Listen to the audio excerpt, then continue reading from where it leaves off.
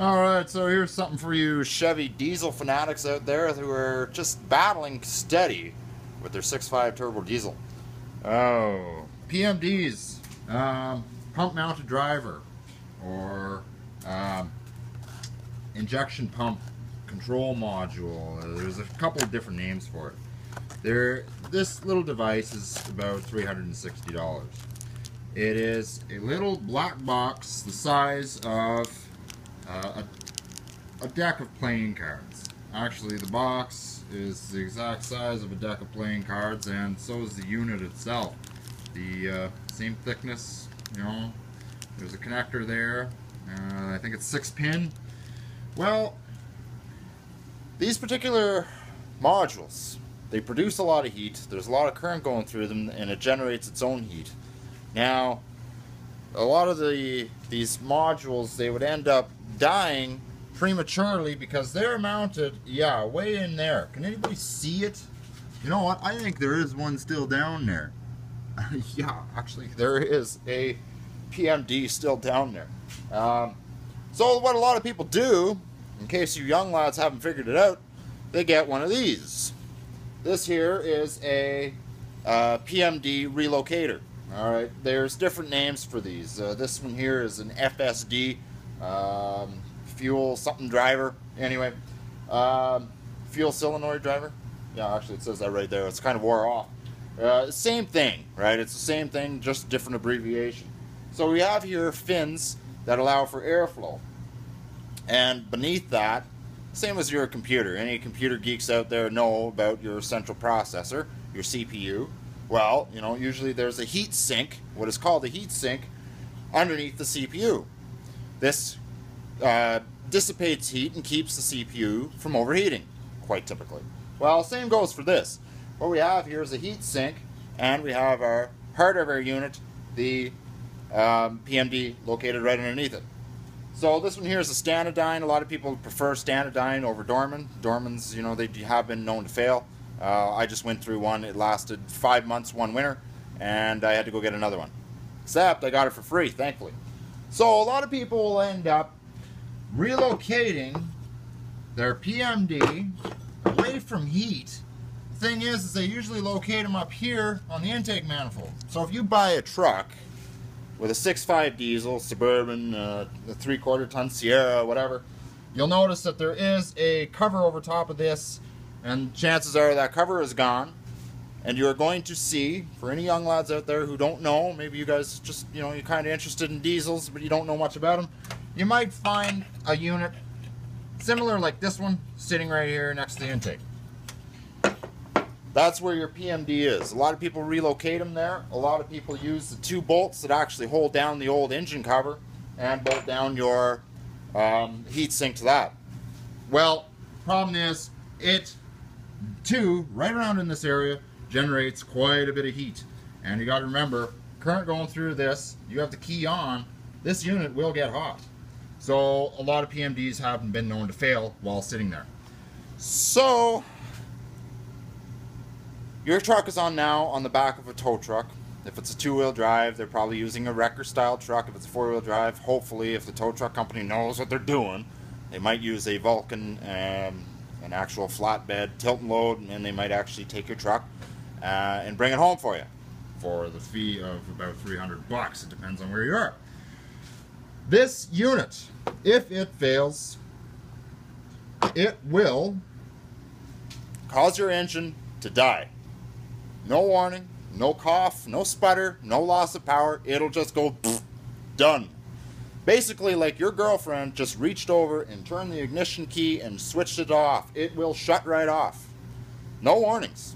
Sometimes when a PMD goes, the idle will idle very erratically. It'll puff black smoke, and it'll go into a mean rev. It'll race. The engine will go from idle to 3,000 RPM, and it'll go up and down like a toilet seat at a damn mix party. So there's many ways for these units to fail. Usually the engine will just die. So a lot of people, what they do is they get a PMD relocator kit. You guys can, you know, young lads out there, get one too. And what it is a heat sink with a wire harness, so you can, you know, you have enough wire to either mount it down below in the valley there, you could mount it down there.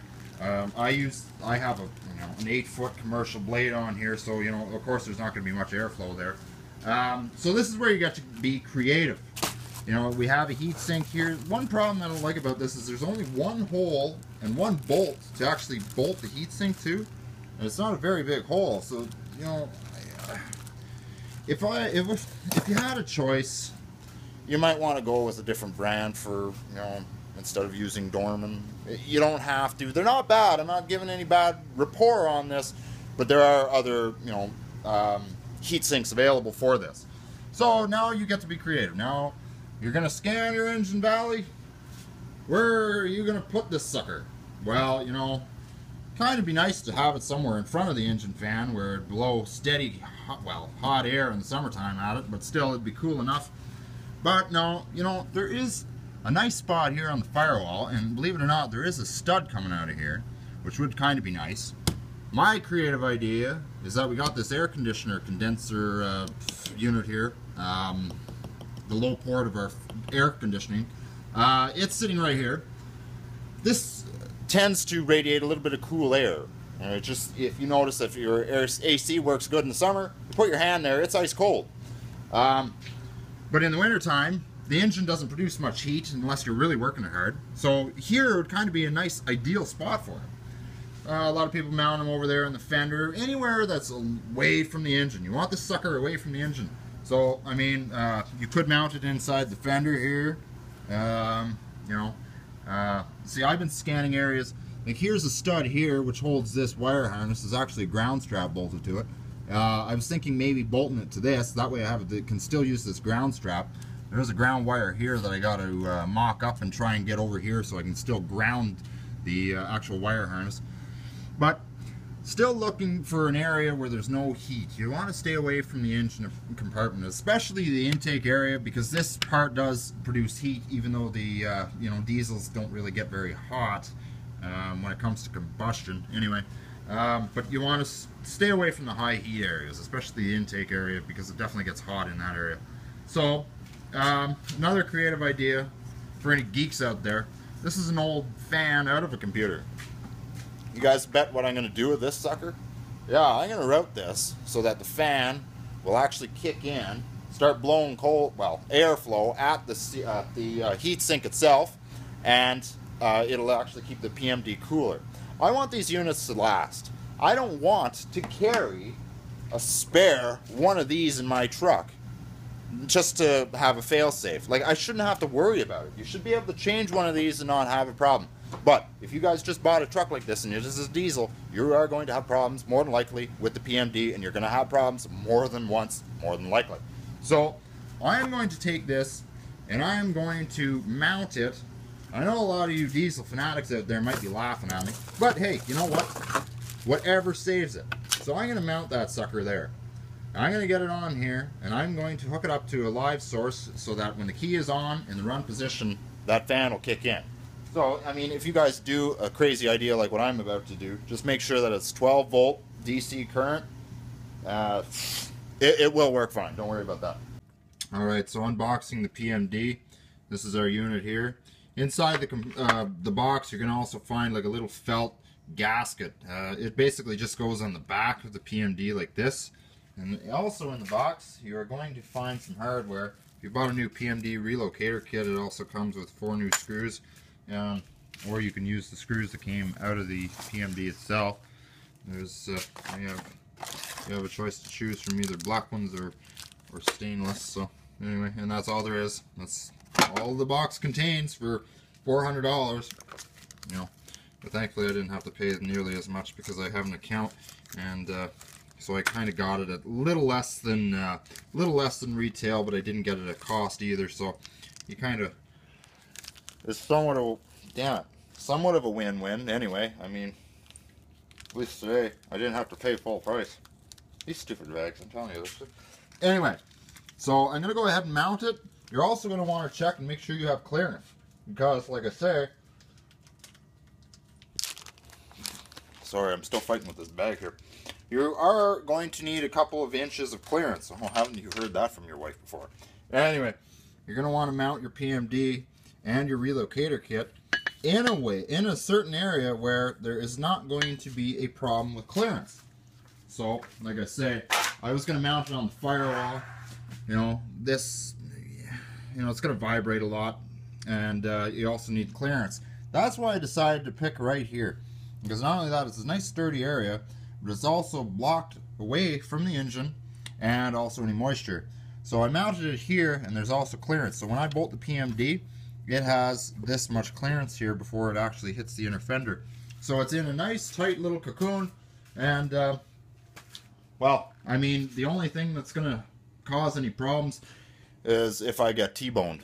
You know, if I get T-boned there and the PMD gets busted, the truck is gonna be inoperable. And well, if I get T-boned anyway, the tire will probably blow out anyhow. So, so like I say, you have to choose your battles. Anyway, I'm going to locate the unit there, and I'm going to go ahead and mount the PMD to my heat sink, and well, that'll be the end of that saga. Next thing, it'll probably be the injection pump that'll go. Alright, so you're going to need a little hex wrench, or an Allen wrench, to fasten the 4 screws down to the heat sink. So just like this, and it doesn't have to be necessarily overly torqued either. You know, just snug it up until it's, you know, until it's safe that it's not going to vibrate loose or anything like that. It's the PMD is located in an area that I feel that is not going to be an issue in regards to vibration. And you know, this one here was mounted. The old one was actually mounted on top of the engine intake manifold. So you know, maybe over the time the vibration from the engine maybe wrecked the old PMD, so who knows. But I'm assuming more than likely it is in fact the high heat is what killed it. Okay, so now I'm going to take the wire harness. We've got about 4 feet of bleed here, so you want to, you know, use it to your advantage. I'm going to go ahead and plug it into our injection pump, and we're going to go ahead and route the wire in around the master cylinder, nice and neat, and around the fuse box, and then right here. This is where I mounted the unit. It's a nice spot for it. It's elevated a bit, and it gives a lot of room for the PMD. It's in a nice little secure spot. So yeah, and I mounted the PMD to the heatsink in such a way that I'll be able to just if needed, if I have to change it on the road ever again or anything of that nature, well, I'll be able to unplug it here and just swap in the spare. A lot of you guys probably should, especially if you guys are new to driving a diesel, Chevy diesel, Detroit diesel of this era. You might want to keep a PMD, a spare PMD with you.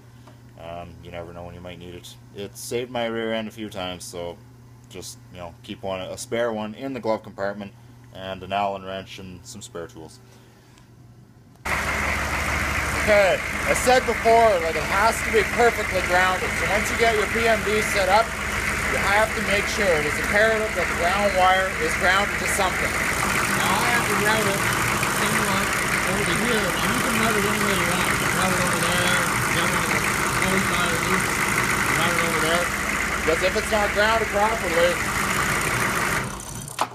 you're going to have this. So, I mean, it is imperative that it is grounded properly, or, well, it's going to just not run, or you're going to drive along and it's just going to quit on you, just as bad as what your old PMD did. So, like I say, you're going to want to take this ground wire and either try and ground it to the intake. Now, I found that this loop is actually too small, so I can't ground it to this. So what I'm going to do is I'm going to splice into this. I'm going to use a connector and route it over to here. You can route it anywhere you want. Don't matter, but it is important. It's got to be grounded. So once that's done, I'm going to, well, you guys can close the hood and just go out driving in the sunset. Me, I'm going to install a little fan on this unit to keep this PMD from overheating, keep it cool, so it lasts forever, or at least lasts longer than 2.5 months.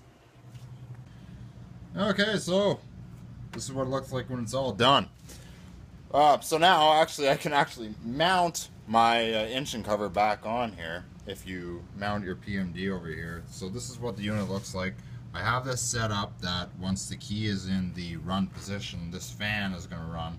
Now I just zip tied this as a temporary solution. I'm going to try and find another way to actually mount it. Anyway, you don't even need to do this. I've just done it just because, well, for the sake of doing it. It will help it eventually. I mounted it to the PMD, to the heatsink, and well, that's basically it. I still have to solder the wires for the spare horn that I have installed on the vehicle as well. Anyway, so that is that when it comes to PMD relocation units. You could relocate it anywhere you want. You could relocate it even up here if you wanted to. You just need to have about that much space that your PMD can actually stick out past. So if we take note, for example, my PMD is located here, but see, notice the room behind it, that there's enough room for the module to, or the PMD itself, can actually sit there and rest on it and still have enough space around there. See, you can't just mount it to a flat surface. It has to have a little bit of a space around it. So, which, you know, this area here works perfect for that. And it's away from the engine compartment as well. It'll keep everything dry and also cool at the same time. So I hope you guys enjoyed this video. I'm going to go out and, well, seeing as how there's no more snow anymore, I'm going to go out and run the truck and make sure that there's no problems. You guys should too. Take care, guys. We'll see you next weekend.